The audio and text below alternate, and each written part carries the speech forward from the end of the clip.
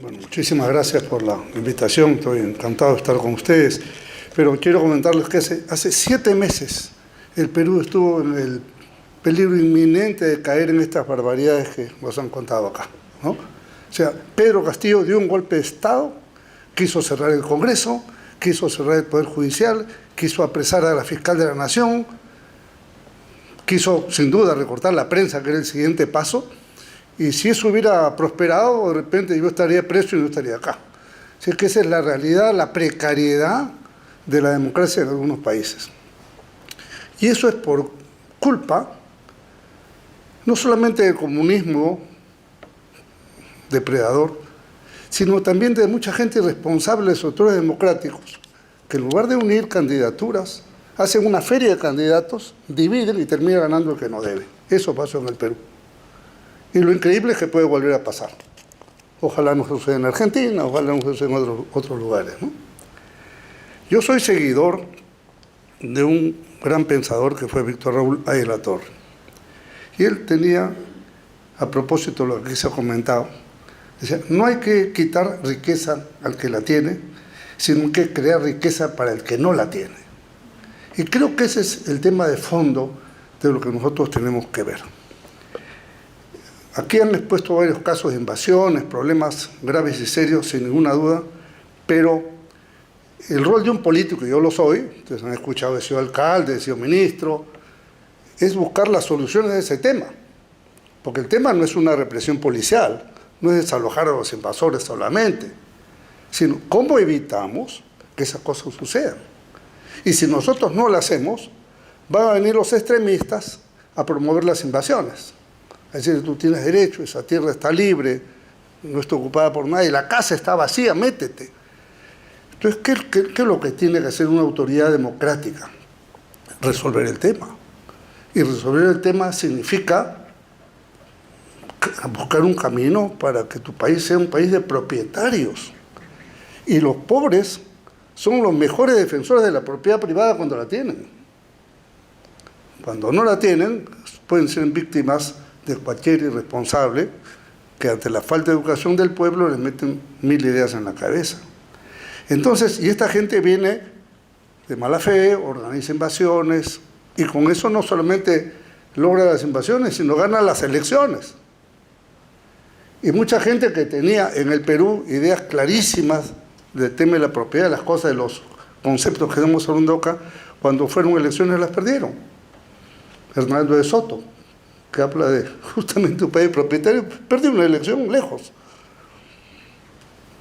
Mario Vargas Llosa, Javier Pérez de Cuellar.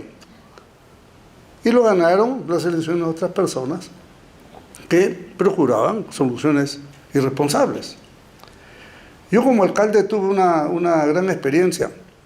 Se organizaban en los pueblos, darles lotes de terreno a la gente construía. En el Perú construyen con esteras, como no llueve mucho en Lima, digamos, ¿no?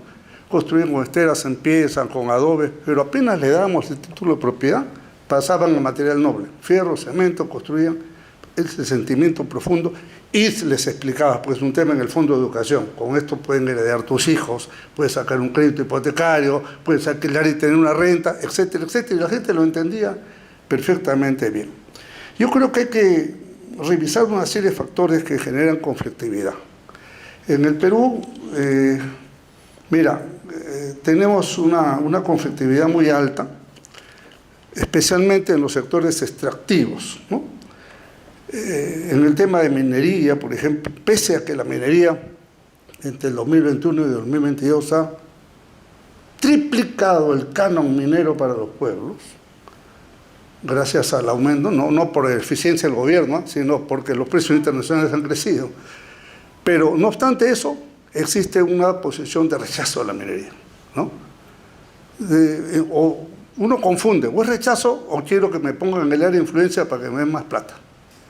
Y a veces algunos sectores empresariales no saben entender la idiosincrasia de los pueblos para poder, por ejemplo, en lugar de dar más trabajo a la zona aledaña, buscan trabajo de otros lugares y la gente se te queda resentida.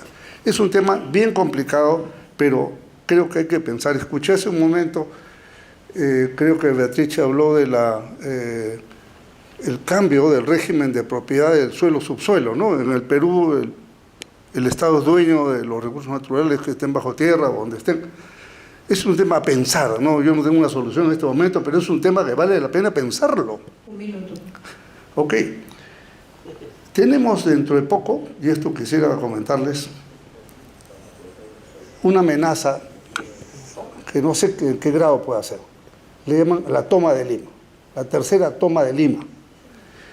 Las dos anteriores no funcionaron bien, hubo una serie de violencia callejera, pero no pasó eso. Pero ahora esta gente se moviliza con la intención de hacer cualquier barbaridad.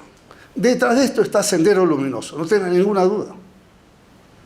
Sendero Luminoso es un movimiento terrorista que no ha muerto, que está allí.